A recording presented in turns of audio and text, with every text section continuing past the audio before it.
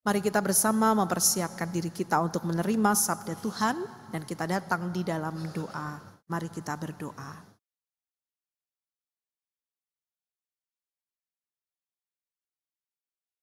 Hari ini di dalam perayaan Minggu Prapaskah yang ketiga, kami tengah bersama-sama belajar, merenungkan dan menyelami kebesaran karya kasih Allah di dalam Tuhan Yesus Kristus yang menyatakan diri sebagai bait Allah. Kristuslah bait Allah yang sejati. Kami hendak bersama-sama belajar dan merenungkannya. Kiranya kami bersama-sama mengalami kuasa Tuhan yang hadir di tengah-tengah kami, di dalam diri kami dan di antara kami. Sehingga kami secara pribadi dan sebagai persekutuan merasakan Tuhan yang menyatakan kehendak-Nya kepada kami. Maka perdengarkanlah kehendak-Mu atas kami semua ya Tuhan, baik kami yang duduk mendengar maupun kami semua yang pada waktu ini dipercaya untuk ikut terlibat di dalam pelayanan firman. Kami sebagai lektor yang membacakan bacaan pertama dan kedua, maupun kami sebagai pemazmur serta PNJ serta pemusik yang ikut bersama-sama dengan umat menyanyikan mazmur tanggapan. Juga hamba-Mu yang Tuhan percaya untuk memberitakan. Biarlah kami semua yang hanyalah alat ini diperlengkapi oleh kuasa Roh Kudus, sehingga sabda Tuhan boleh kami alami bersama-sama di tengah persekutuan kami. Tuhan yang hadir, Tuhan yang menjumpai kami. Kami rasakan kehadirannya membentuk dan menguatkan kami, meneguhkan hati kami, serta menegur jika ada hal-hal yang tidak tepat di dalam kehidupan kami. Mari Tuhan, Engkau berkarya pada pelayanan firman ini, kami semua siap untuk mendengarkan.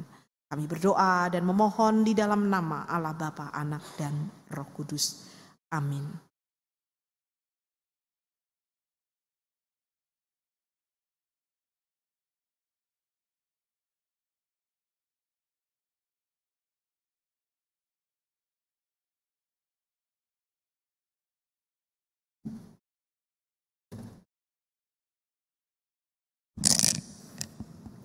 Bacaan pertama diambil dari Keluaran 20 ayat 1 sampai 17. Keluaran 20 ayat 1 sampai 17.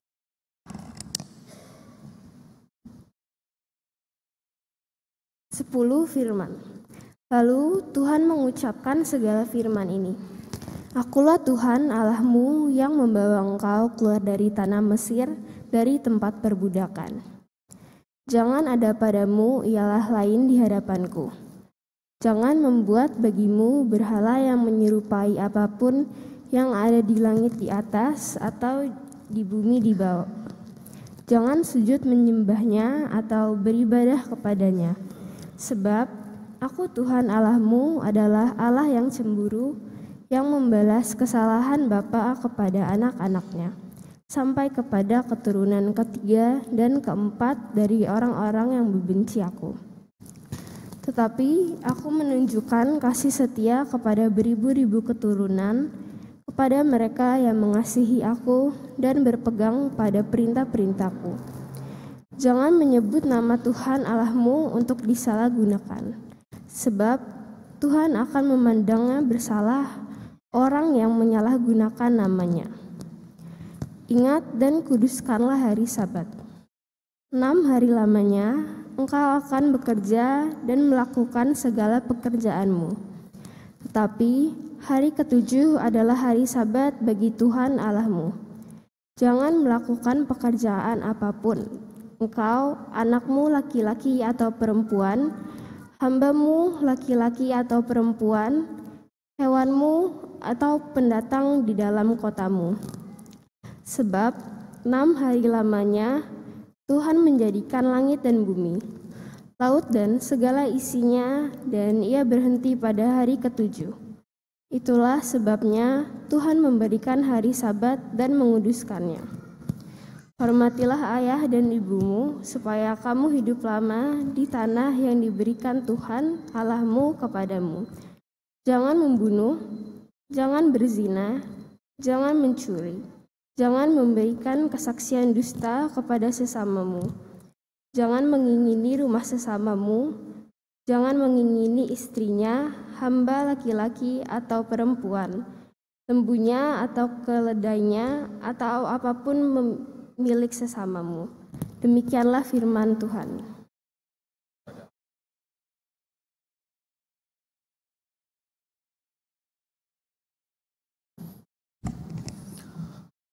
Marilah menanggapi pembacaan firman Tuhan tadi dengan bersama-sama menyanyikan Mazmur 19.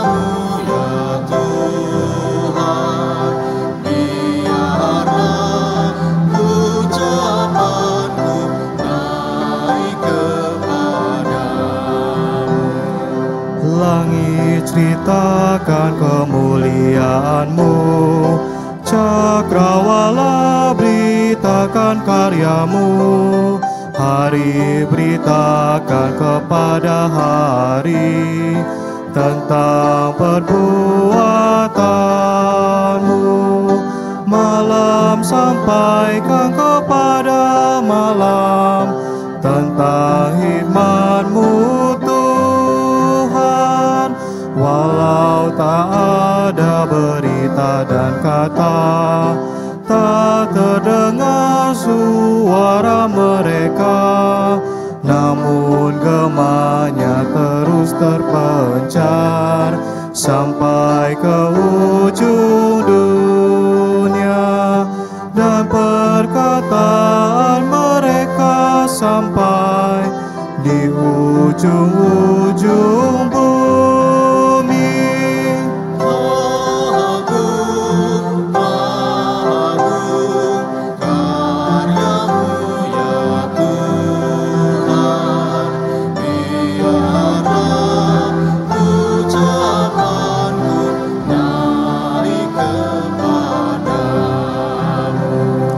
Bagai pengantin keluar kamarnya, girang bagaikan pahlawan perang, matahari terbit dari timur dan terbenam di barat, dan segenap bumi disinari oleh kehangatan.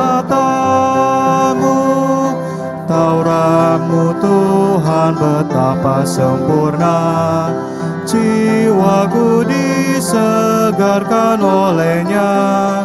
Titah-Mu Tuhan tetaplah teguh, hatiku pun bersuka.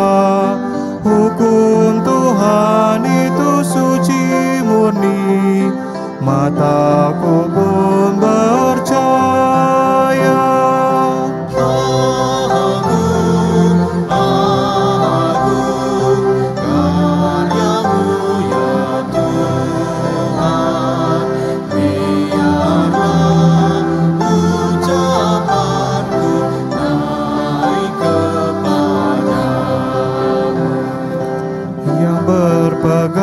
Teguh pada Taurat-Mu akan mendapat upah yang besar.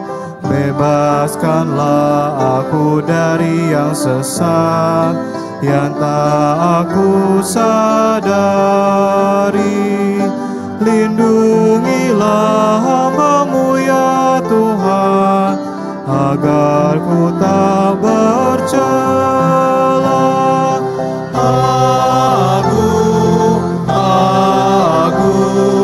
Karya-Mu ya Tuhan, biarlah ucapan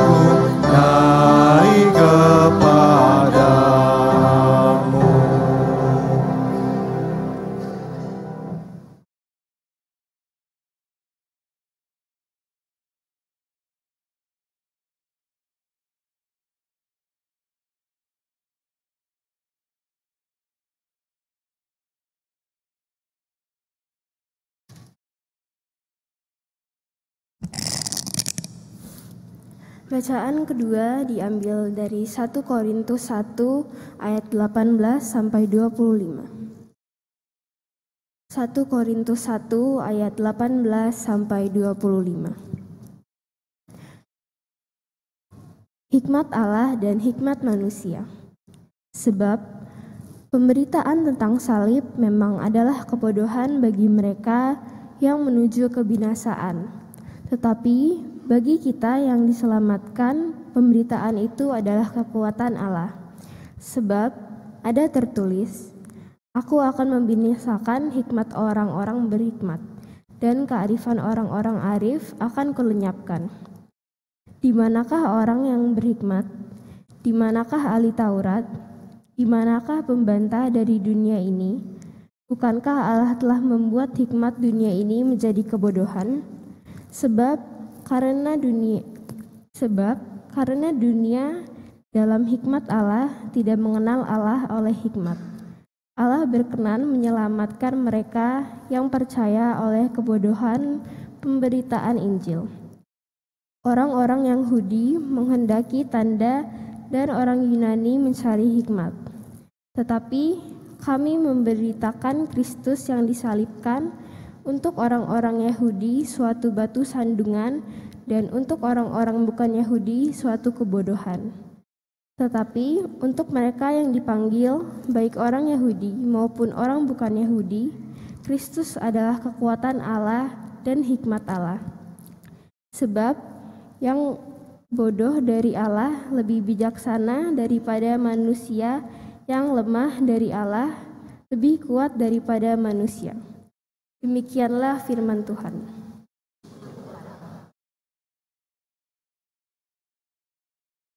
Pembacaan Injil diambil dari Yohanes 2 ayat 13 sampai dengan 22. Yohanes 2 ayat 13 sampai dengan 22.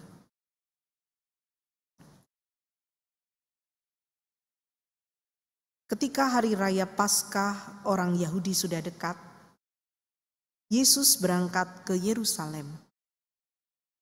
Di halaman bait Allah didapatinya pedagang-pedagang lembu, domba dan merpati, dan penukar-penukar uang yang duduk di situ. Ia membuat cambuk dari tali, lalu mengusir mereka semua dari bait Allah dengan semua domba dan lembu mereka.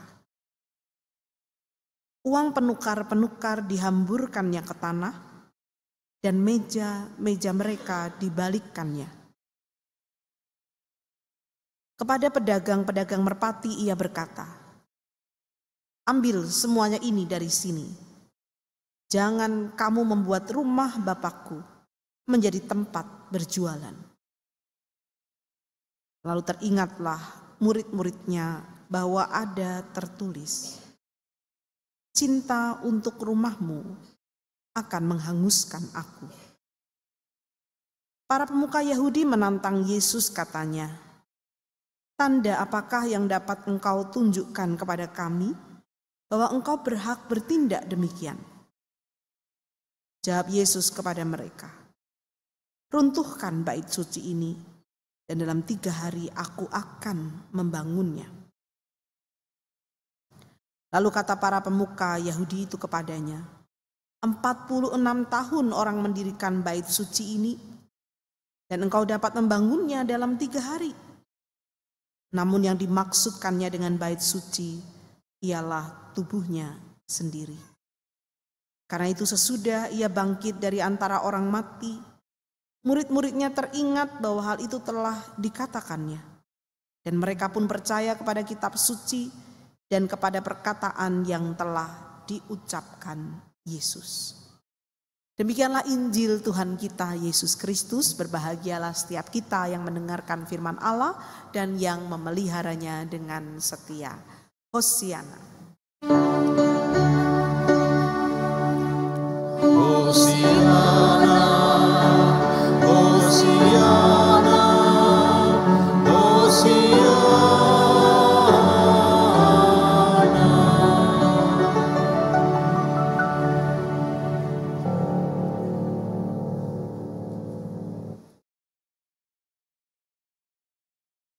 Bapak Ibu Saudara yang dikasihi Tuhan, kita bersyukur kita sudah tiba pada perayaan Minggu Prapaskah yang ketiga, dan berdasarkan pada kisah Yesus yang menyucikan bait Allah, kita bersama akan merenungkan tema Yesus bait Allah yang sejati.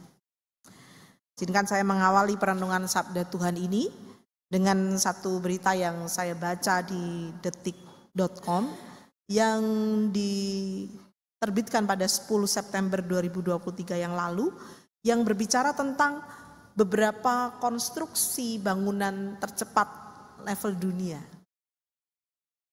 Jadi yang pertama ini diberi nama Mini Sky City. Ini adalah sebuah gedung yang tingginya 57 lantai. Tinggi ya, 57 lantai di Provinsi Hunan, Cina. Menurut berita ini, katanya ini dibangun hanya dalam kurun waktu 19 hari. Cepat ya, 57 lantai dibangun dalam 19 hari. Di Cina lagi ada yang disebut dengan T30 Hotel. Sebuah hotel dengan 30 lantai. Tadi 19 hari, ini cukup 15 hari saja. Wah, luar biasa. Ternyata nggak cuma di Cina, ada di India, di Mohali, Punjab, India. Gedung ini diberi nama Instacon, karena gedung ini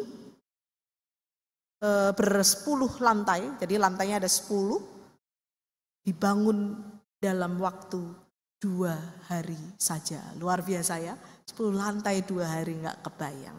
Itu di dunia. Kita tapi jangan berkecil hati, di Indonesia juga ada bangunan yang menurut legenda hanya dibangun hanya dalam 1 malam. 1000 candi dalam 1 malam. Nggak ada yang ngalahin, tadi kan 2 hari ya kan. 2 hari, 15 hari, 19 hari masih kalah. Ini semalam saja, betul ya? Pernah ke sini? Pernah liburan ke sana? Nanti silakan disaksikan, wah ini toh bangunan yang dibangun dalam waktu 1 malam. Jadi luar biasa ya. Candi Prambanan, letaknya dia sebenarnya dekat dengan Jogja ya, dekat dengan Jogja, Candi Prambanan. Mengapa saya mengawali dengan bicara tentang konstruksi bangunan tercepat dunia ini? Sebab tadi dalam bacaan kita, Yesus ketika membuat pernyataan juga sempat dipandang membingungkan. Karena Yesus juga membuat pernyataan tentang membangun apa tadi? Membangun apa? Dalam waktu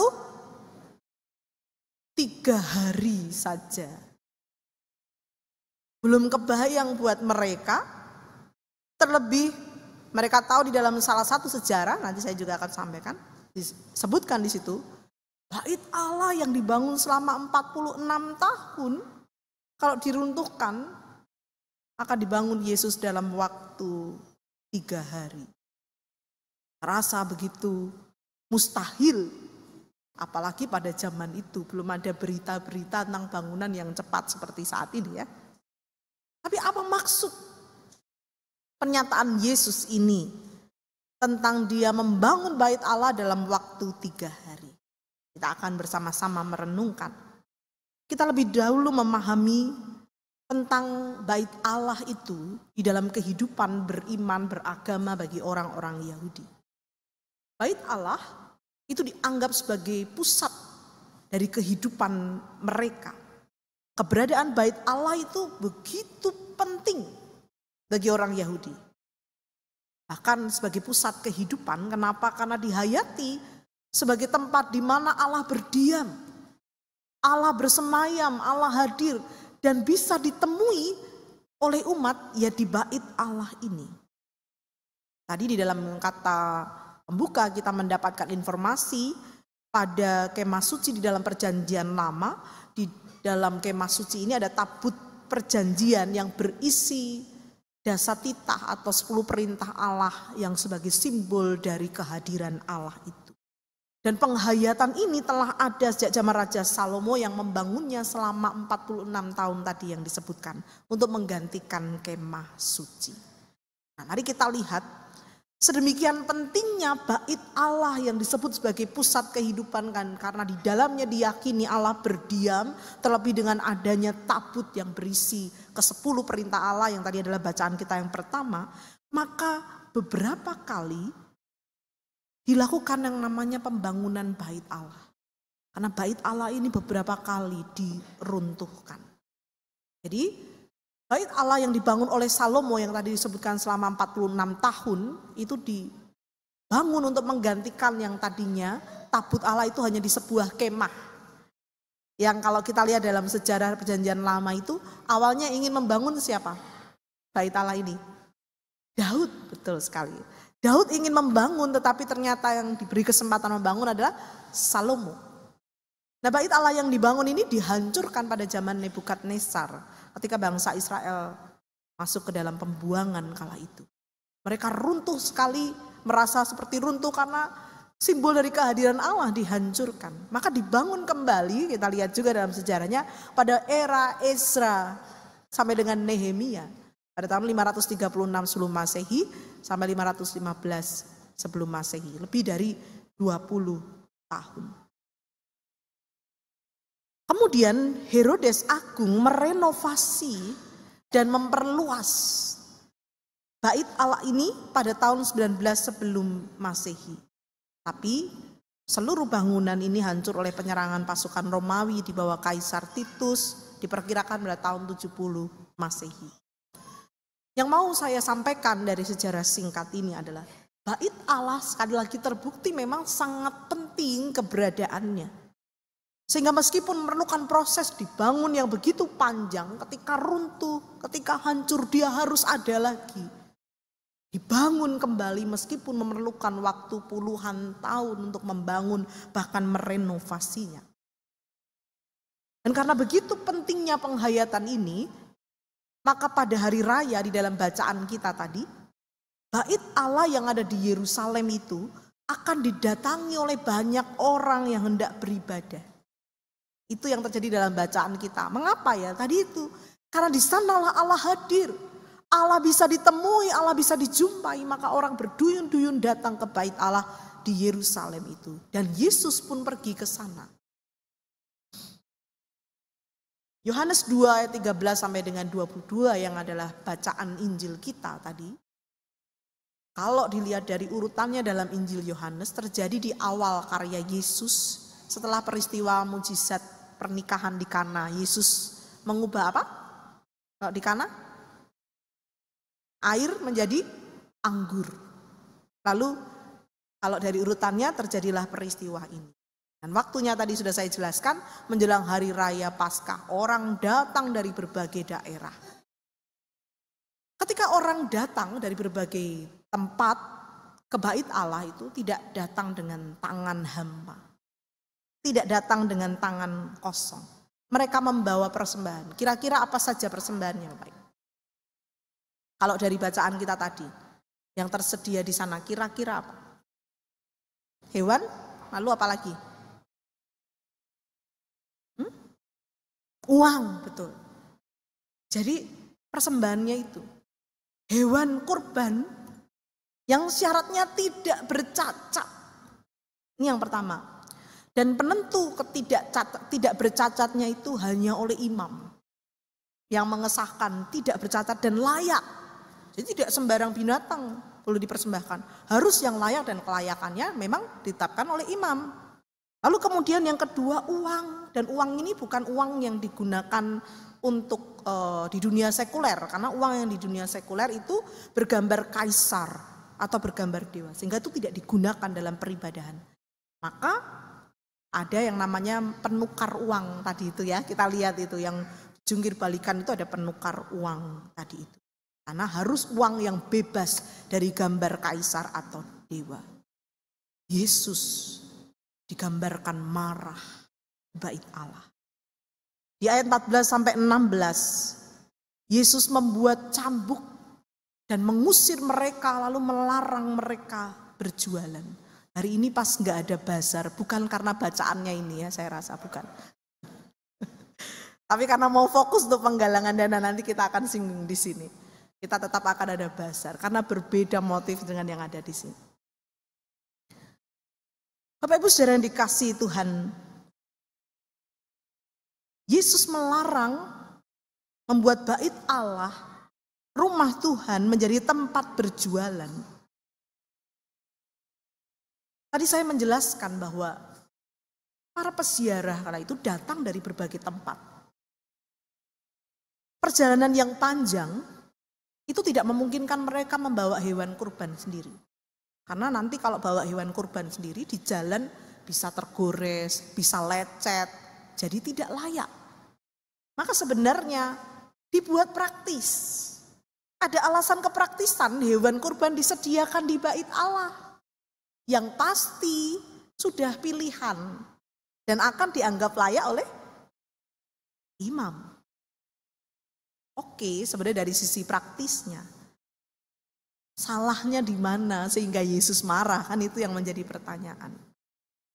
Masalahnya, karena alasan praktis ini berkembang menjadi upaya mengeruk keuntungan demi uang, membuat peribadahan menjadi sesuatu yang sangat mahal.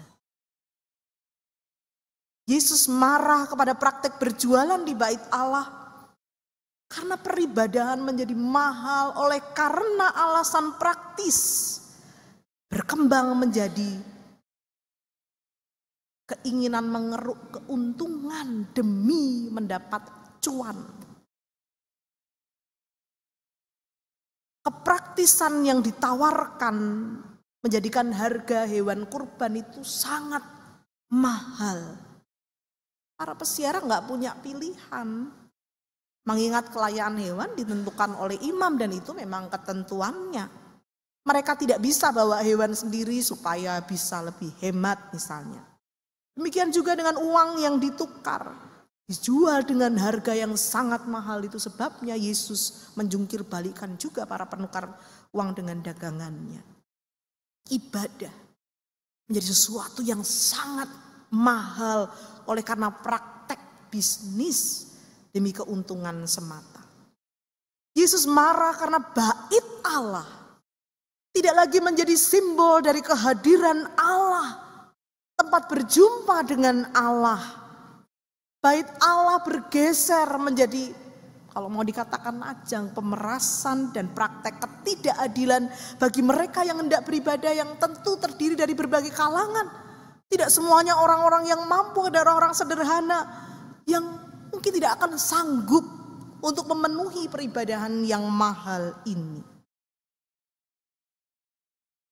Yesus yang marah itu tentu membuat marah juga orang-orang yang bisnisnya terusik, bukan? Sehingga Yesus ditantang untuk memberi tanda atas tindakannya. Sehingga tandanya tentang tadi itu. Jika bait Allah diruntuhkan, Yesus akan membangun dalam 3 hari. Apa yang dimaksudkan di sini? Pakai teknologi apa? Ternyata yang dimaksudkan kalau kita melihat tadi dalam ayat 21 sampai 22. Bait Allah yang diruntuhkan ini menggambarkan kematian Yesus. Yang meruntuhkan segala dosa, termasuk bait Allah yang seharusnya menjadi tempat di mana Allah hadir, menjadi praktek di mana dosa begitu subur berkembang di sana. Bait Allah yang dibangun menggambarkan kebangkitan Yesus. Dan dia mengatakan dia bangkit dalam 3 hari. Di sini Yesus bukan berbicara tentang bangunan fisik atau hieron, tapi spiritual. Naos. Artinya, ketika Yesus menyucikan bait Allah yang sudah begitu kotor oleh karena praktek bisnis yang memuakkan itu, Yesus mau mengatakan bahwa melalui kematian dan kebangkitannya, Yesus mengembalikannya sebagai tempat Allah berdiam. Dan itu ada dalam dirinya, dalam diri Yesus. Kehadiran Allah tidak dibatasi lagi oleh suatu bangunan atau tempat tertentu. Karena dalam diri Yesus, dalam kematian dan kebangkitannya, di sana Allah berdiam dan bisa dijumpai. Oleh karena itu tema kita bicara tentang Yesus bait Allah sejati. Jadi kalau sebelumnya bait Allah itu sebagai tempat berjumpa dengan Allah, disitulah Allah bisa dijumpai. Di sini Yesus mau mengatakan bahwa kematian dan kebangkitan Yesus membuat manusia bisa berjumpa dengan Allah. Dengan penghayatan bahwa melalui kematian dan kebangkitan Yesus menjadi bait Allah sejati, maka di dalam diri Yesus Allah hadir dan menyatakan diri. Allah menjumpai manusia dan dapat dijumpai. Maka benarlah yang diberitakan Paulus dalam 1 Korintus 1 ayat 18. Pemberitaan tentang salib memang adalah kebodohan bagi mereka yang menuju kebinasaan. Tidak bisa dimengerti. Tapi bagi kita yang diselamatkan, pemberitaan itu adalah kekuatan Allah. Salib Allah yang menderita dan mati kerap dianggap kebodohan. Tapi bagi kita ini sesuatu yang luar biasa. Dalam kematian dan kebangkitannya, Yesus telah menjadi bait Allah sejati. Kita berjumpa dengan Allah di dalam Yesus. Tadinya ada jarak yang begitu jauh oleh karena dosa-dosa kita. Kita tidak akan pernah layak untuk berjumpa dengan Allah. Tapi dalam Yesus kita dapat berjumpa dan dijumpai oleh Allah. Maka mari kita merenungkan dua hal penting dari sabda Tuhan hari ini. Yang pertama adalah mari kita menghayati kembali bagaimana kehidupan kita ini dapat berjumpa dengan Allah melalui Tuhan Yesus, Sang Bait Allah yang sejati. Pada perayaan Minggu Prapaskah yang ketiga hari ini, kita telah diingatkan bersama akan perjalanan iman kita yang akan memuncak pada kematian dan kebangkitan Yesus. Kita nanti akan merayakannya pada Jumat Agung dan Paskah setelah kita melewati minggu-minggu Prapaskah ini. Di dalam kematian dan kebangkitan Yesus kita boleh berlega hati, Bapak Ibu Saudara. Karena kehadiran Allah tidak lagi dibatasi oleh tempat tertentu. Terlebih tidak perlu kita berduyun-duyun sampai ke Yerusalem hanya untuk berjumpa dengan Allah. Kalau saja Allah hanya bisa dijumpai di bait Allah di Yerusalem, maka tidak semua dari kita mampu untuk menjumpai Allah. Akan ada biaya yang mahal, akan membuat hanya orang tertentu yang layak berjumpa dengan Allah. Tidak semua dari kita mampu untuk berjumpa dengan Allah. Kalau saja sekali lagi Allah hanya bisa dijumpai di bait Allah di Yerusalem. Maka kita bersyukur bahwa Yesus yang menyucikan bait Allah menyatakan bahwa melalui kematian dan kebangkitannya kita pun berjumpa dengan bait Allah. Allah yang hadir, Allah yang bersemayam tanpa dibatasi tempat, ruang, dan waktu. Di dalam Yesus, Allah berkenan menjumpai kita dan kita jumpai. Terpujilah Tuhan. Kita rayakan dan syukuri hal ini. Tapi yang kedua,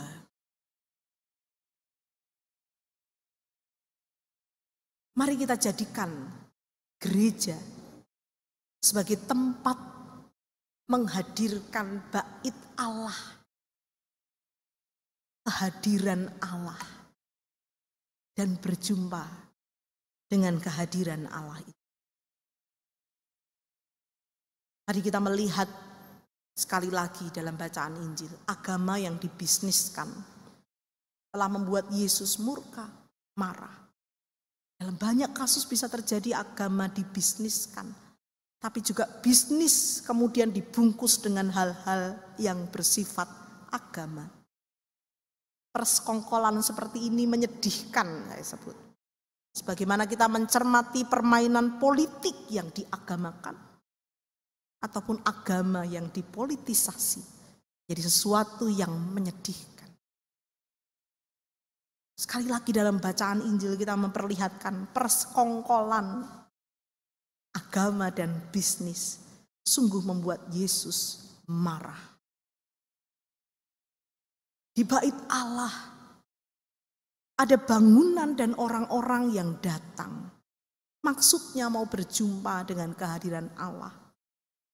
Tapi kehadiran Allah disingkirkan. Kehadiran Allah digeser. Diganti dengan kepentingan pribadi. Demi bisnis, demi cuan. Dengan motif uang tadi itu. Kita perlu belajar dari kemarahan Yesus melihat perilaku orang yang menyingkirkan kehadiran Allah ini oleh manusia-manusia. Kita perlu merenungkan dalam kehidupan beriman kita di masa kini. Betapa perlunya kita menunjukkan kehadiran Allah di dalam dan melalui diri kita di tengah persekutuan atau gereja kita. Supaya kehadiran Allah tidak tersingkir oleh perilaku kita. Manusia-manusia ini. Supaya kehadiran Allah bisa kita rasakan satu dengan yang lain. Kita berjumpa dengan Allah dalam perjumpaan kita satu dengan yang lain. Bapak Ibu saudara yang dikasihi Tuhan. Di masa pandemi. Seperti inilah gambaran ketika saya berdiri di mimbar. Gereja harus dikosongkan, diganti dengan sepenuhnya ibadah live streaming. Alangkah tidak mudahnya kala itu ketika kita sejenak flashback. Kita bergulat dengan makna kehadiran kita satu dengan yang lain. Sehingga sampai akhirnya kita kemudian bisa menerima, oke, ibadah live streaming pun kita belajar untuk berjumpa dengan Allah. Walaupun perjumpaan kita satu dengan yang lain secara ragawi tidak bisa terwujud. Saat ini, boleh dikatakan di pasca pandemi, setiap kita melalui gereja memang diberi ruang pilihan.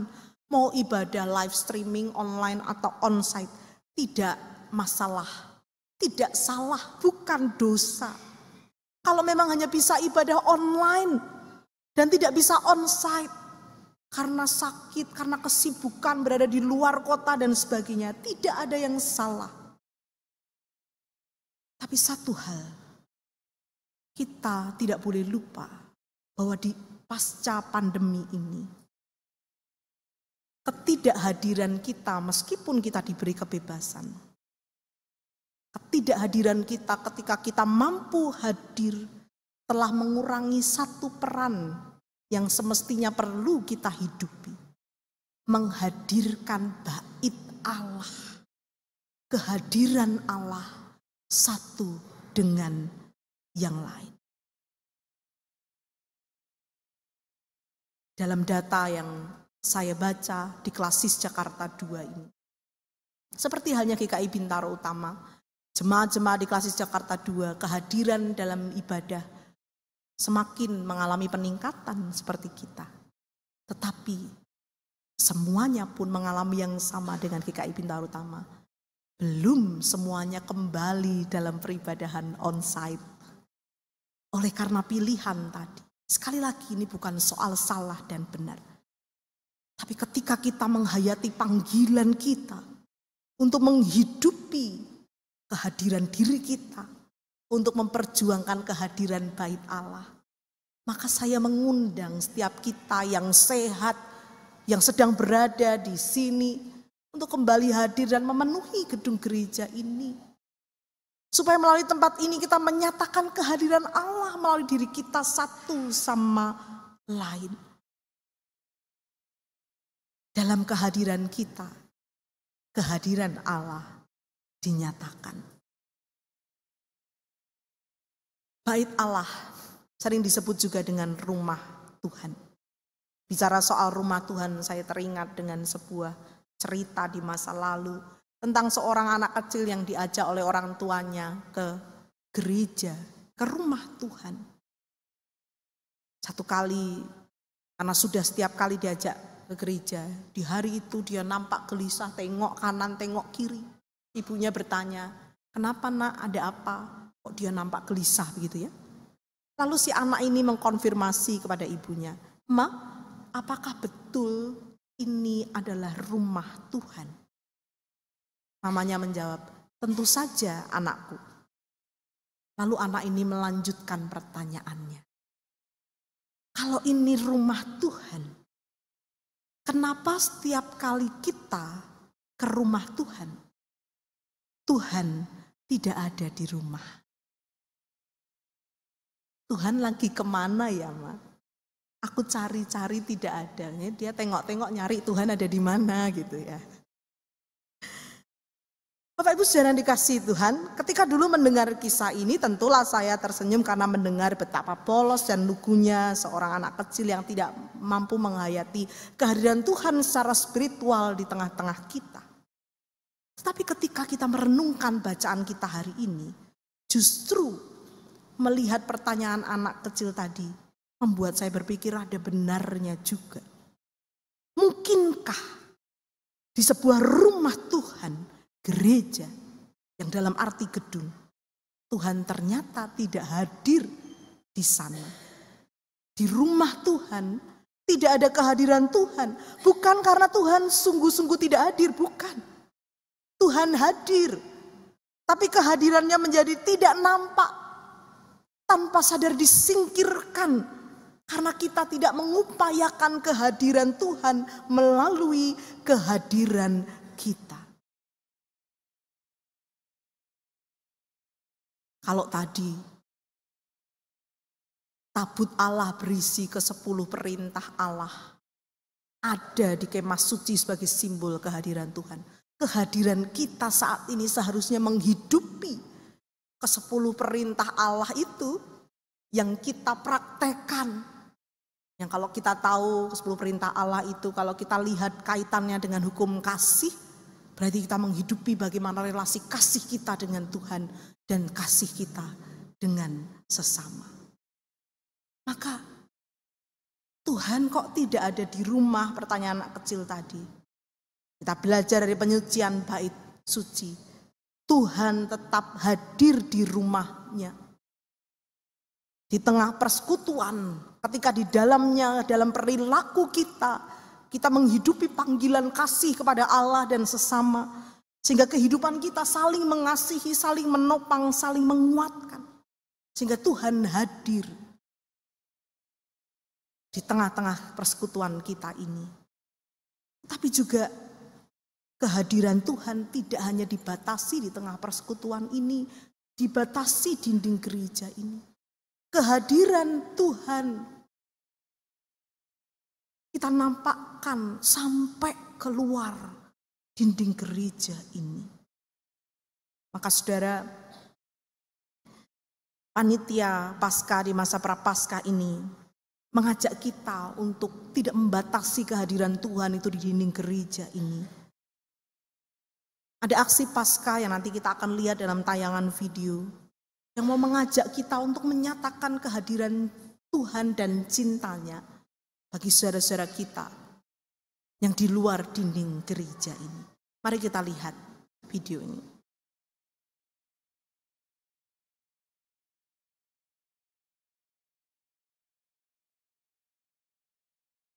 Shalom, umat GKI Bintaro Utama yang dikasihi Tuhan Yesus Kristus. Salah satu aksi Paskah tahun ini adalah dengan berbagi kasih kepada Yayasan Pelita Jiwa Tangerang, di mana yayasan ini adalah panti rehabilitasi orang dengan gangguan jiwa. Kami panitia Paskah mengajak kita umat GKI Bintaro Utama untuk menunjukkan kasih dengan berbagi, memberikan sebagian kecil dari berkat yang Tuhan sudah berikan bagi kita kepada saudara-saudara kita di panti rehabilitasi ini. Mari bersama-sama berbagi, memberi, dan menemukan cinta di tengah kegelapan. Terima kasih, Tuhan Yesus memberkati.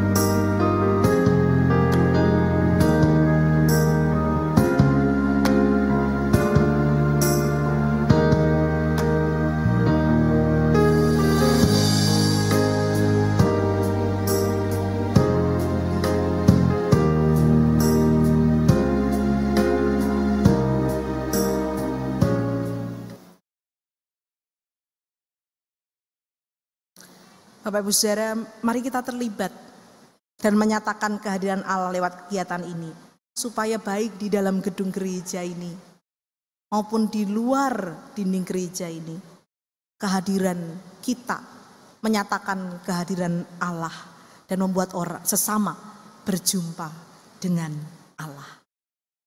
Biarlah Yesus, Sang Bait Allah yang sejati, membuat kita terus rindu berjumpa dengannya, yang sudah bersedia mati dan bangkit bagi kita, dan membuat sesama berjumpa dengannya melalui gereja persekutuan kita, baik di dalam peribadahan kita yang ada dalam dinding gereja ini, maupun menembus dinding gereja ini.